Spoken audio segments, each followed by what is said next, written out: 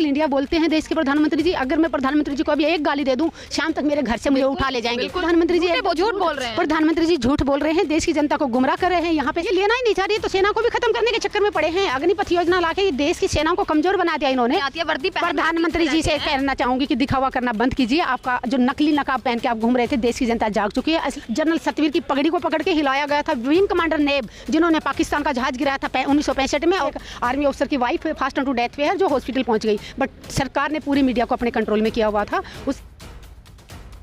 एक तरफ तो लाल किले की चोटी से प्रधानमंत्री जी इन देश के जवानों की बात कर रहे हैं कि हमने इनके लिए सब कुछ किया या हमारे देश के जवान इतने मजबूत हैं, पर वो मजबूती जब आप सड़कों पर देखने को मिल रही है कि सड़कों पर बैठने के लिए मजबूर क्यों हैं जवान? इसमें कोई शक नहीं, भारतीय सेना बहुत मजबूत है। हाँ। थी, है और रहेगी। हाँ। और जब रिटायर हो जाते हैं उसके बाद भी हमारे सैनिक हमेशा अनुशासन में रहते हैं। 3000 दिन पूरे होने वाले हैं। हाँ। अपने हकों के लिए, अपने सच्चे अधिकार के लिए, 1 रैंक 1 पेंशन के लिए सैनिक यहाँ पे डटे हुए हैं। और जब तक न्याय नहीं मिलेगा, पूरा हक नहीं देगी सरकार, यहाँ पे हम डटे रहेंगे, हमारा आंदोलन जारी रहेगा। पर जब 3000 दिनों से नहीं मिली, उस चीज को कैसे उम्मीद कर सकते हैं कि वो अब मिलेगी आने वाले समय में? देखिए, सैनिक कभी हिम्मत नहीं हारता। हाँ। सैनिक कभी हार नहीं मानता। आखिरी सांस तक हम हमारे वीर नारियों को न्याय दिलाने के लिए यहाँ सड़कों पर बैठे थे, बैठे रहेंगे। प्रधानमंत्री जी से एक अपील करूंगी, आज आज़ादी का 76वां दिवस मना रहे हैं हम। सभी देशवासियों को बहुत बहुत शुभकामनाएं देती हूं और जिन्होंने आज़ादी दिलाई उन सभी शहीदों को सत सत नमन करती हूं। अच्छा सुदेश गोयल जी, ये जो वन पेंशन का मामला है, आज का मामला नहीं है, बेहद पुराना मामला है। और मैंने तो ये तक सुना है कि आपने भी इसको लेकर बड़ा अनशन किया है बड़े रूप पर। हाँ जी, मैंने 810 दिन रिले हंगर स्ट्राइक की है। 810 दिन मतलब करीब करीब 2.25 साल लगातार सिर्फ चाय पी के सारा दिन मंच पे बैठती थी फौजी भाइयों के बीच में। शाम को 5 बजे नीचे उतर के चाय पी के रात को घर जाके खाना खाती थी। हाँ। होली, दिवाली, दशहरा, जितने भी त्यौहार आए तो 810 दिन में हम लगातार मैंने भूख हड़ताल की। 11 दिन तक मैंने आमरण अनशन किया। 2 हमारे हवलदार भाई थे जो 62 और 65 साल की उम्र थी, वो भी मेरे साथ यहाँ भूख हड़ताल पे बैठे। लगातार मैं दिन और रात यहीं मंच पे सोते थे, यहीं बैठते थे। 8 दिन निकाल दिए हमने, ना नमक गया अंदर, ना चीनी गई, पानी पी रहे थे। तो 8वें दिन जब मैं यहाँ बेहोश हो गई तो मिलिट्री हॉस्पिटल धोला को RR हॉस्पिटल में मुझे इमरजेंसी में एडमिट कराया गया। 4 दिन मैं वहाँ रही। 11वें दिन ना चाहते हुए भी सरकारी मदद आई उसके बाद? आपके सरकारी मदद नहीं आई, उल्टा मीडिया को और टीवी को सबको कंट्रोल कर लिया गया। द हिंदू ने और टाइम्स ऑफ इंडिया ने, 2 ने निकाला था कि एक आर्मी ऑफिसर की वाइफ फास्ट टू डेथ पे है जो हॉस्पिटल पहुँच गई। बट सरकार ने पूरी मीडिया को अपने कंट्रोल में किया हुआ था। उसके बाद मुझे बलात्कार की धमकी दी गई थी। 14 महीने बाद फिर मेरी FIR दर्ज हुई थी। दिल्ली की बात कर रही हूँ। महिला आयोग गई, साइबर क्राइम गई, दोनों तरफ से जब उन्होंने दबाव डाला तब 14 महीने बाद मेरी FIR दर्ज करी। दिल्ली की बात कर रही हूँ मैं। और 30 हजारी कोर्ट में केस दर्ज किया गया। 2017 में केस दर्ज हुआ था। आज तक नहीं ढूंढ पाए कि वो एक इंसान कौन था जो बलात्कार की धमकी दे रहा था।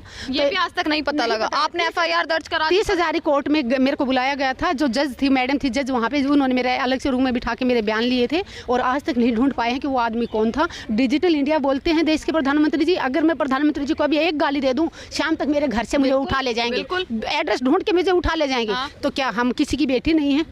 क्या एक आम इंसान, क्या नेताओं की इज्जत है, आम परिवारों की इज्जत नहीं है? और यहाँ पर ये देख रही हूँ मैं कि कितने बुजुर्ग, कितनी उम्र के लोग यहाँ पर 80 साल के बुजुर्ग बैठे हुए हैं। और मैं आपसे अनुरोध करती हूँ कि बेटा, हमारे जो रिजर्विस्ट सैनिक हैं, कोई 80 साल का, कोई 85 साल का, उन्होंने देश की 62, 65 और 71 की तीनों लड़ाइयाँ लड़ी। हाँ। और आज उनको सिर्फ 9,810 रुपये पेंशन मिल रही है। कारगिल के योद्धा तक यहाँ पर है। 9,810 रुपये मिल रहे हैं रिजर्विस्ट सैनिकों को। और सबसे ज्यादा झुंझुनू में है, पंजाब में है। झुंझुनू में आप कभी जाओ तो मैं आपको नंबर दे दूंगी उनका, उनसे आप बात करें। उनका डेली फोन आता है कि बेटा हमें जीते जी हमें न्याय मिलेगा कि नहीं। बेटा हम तो विधवा बहनों से भी कम तनख्वाह, विधवाओं को तो कम से कम 11,000 रुपये महीना पेंशन मिल रही है। रिजर्विस्ट सैनिकों को उनकी भी 40% काट दी जाती है। काट दी जाती है। अब तो इनके खर्चे कम हो गए हैं।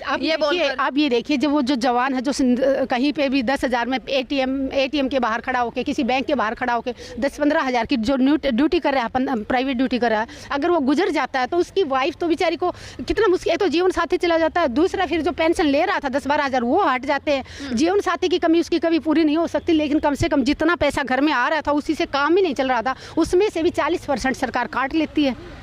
उस विधवा को कितना मुश्किल होता है। जीवन साथी चला गया, जीवन साथी जो 10-12 हज़ार रुपये प्राइवेट नौकरी करके, सिक्योरिटी गार्ड की नौकरी करके कमा रहा था, वो बंद हो गए। ऊपर से जो पैसा आ रहा था उसमें से भी 40% सरकार काट रही है। तो एक वीर नारी को कितना मुश्किल, कितना दुख भरी जिंदगी वो जीतती है, कोई इस तरफ ध्यान। प्रधानमंत्री तो आज भी बोल रहे हैं लाल किला से कि 1 रैंक 1 पेंशन हमने पूरे रूप से दे दी है। मैं कहूँगी प्रधानमंत्री जी झूठ बोल रहे हैं। प्रधानमंत्री जी झूठ बोल रहे हैं, देश की जनता को गुमराह कर रहे हैं। यहाँ पे सैनिक 1 बजे से 4 बजे तक डेली बंगला नंबर 5 के सामने सामने आपको किसी दिन भी बारिश भी हो रही हो, होली दिवाली आके देखना सैनिक यहाँ। और ये 2984 दिन आज हो गए हैं, 3000 दिन पूरे होने वाले हैं। सैनिकों के ऊपर 3 बार यहाँ लाठियां बरसाई गई थी, वीर नारियों को घसीटा गया था, जनरल सतवीर की पगड़ी को पकड़ के हिलाया गया था, विंग कमांडर नेब जिन्होंने पाकिस्तान का जहाज गिराया था 1965 में और 1971 में, 2 जहाज पाकिस्तान के गिराए थे विंग कमांडर नेब ने, उनको डबल वीर चक्रा मिला हुआ है।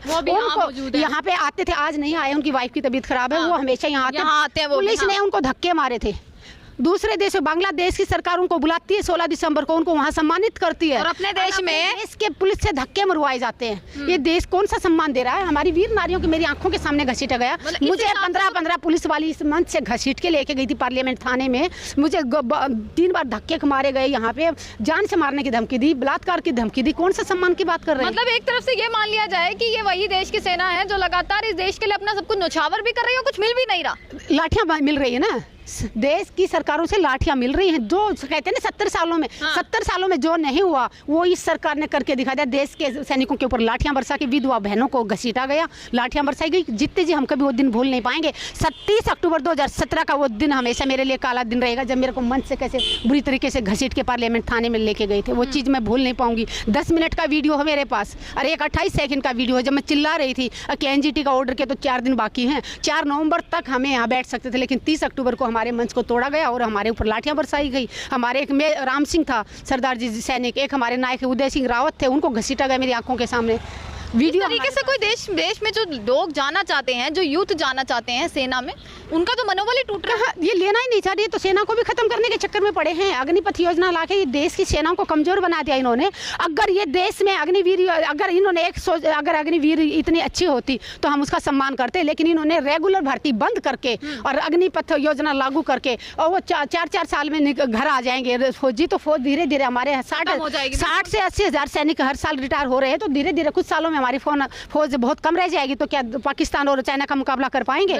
देश की जनता को गुमराह किया जा रहा है। अग्निपथ योजना सेनाओं को कमजोर करने के लिए लागू की गई है। अब हो चुकी है लागू, अब उस पर कोई आंदोलन आप लड़ेंगे या नहीं? 810 दिन हमने उसके लिए आंदोलन लड़ा था। तो शाम से हमारे युवा भगत सिंह, शहीद भगत सिंह के संगठन के बच्चे वहाँ पैदल यात्रा की थी। मैंने भी उनका साथ दिया था। महम से रोहतक तक मैं उनके साथ पैदल आए थे। इतने बड़े बड़े छाले हो गए थे, वो वीडियो आपको मैं भेज दूंगी। इतनी तकलीफें उठाई थी हमने अग्निपथ योजना के लिए। और सर छोटू राम धाम है सांपला में, वहाँ पे आज भी धरना चल रहा है अग्निपथ योजना के विरोध में। आखिरी मेरा यही सवाल है, जब इतने दिन यहाँ पर हो गए तो अब कैसे उम्मीद है कि आप सुन लेंगे? वैसे बैठे रहेंगे? सैनिक कभी हिम्मत नहीं हारता। हम पूरा जीवन बॉर्डर पर न्यौछावर कर दिया और जो बचा है वो आप यहाँ सड़कों पर कर देंगे, क्योंकि ये अनुशासन है, कभी तोड़ेंगे नहीं। सैनिक हमेशा अनुशासन में रहता, चाहे वो बॉर्डर पे रहे चाहे सिविल ड्रेस में रहे, तो अनुशासन में रहते हुए अपना आंदोलन हम जारी रखेंगे जब तक न्याय नहीं मिलेगा वीर नारियों को और हमारे रिजर्विस्ट सैनिकों को। प्रधानमंत्री तो खुद जाते हैं सेना के बीच में, फोटोज खिंचवाते हैं, वो फोटोज सामने आती है वर्दी पहन। प्रधानमंत्री जी से कहना चाहूंगी कि दिखावा करना बंद कीजिए। आपका जो नकली नकाब पहन के आप घूम रहे थे, देश की जनता जाग चुकी है। असली चेहरा देश के सामने लाइए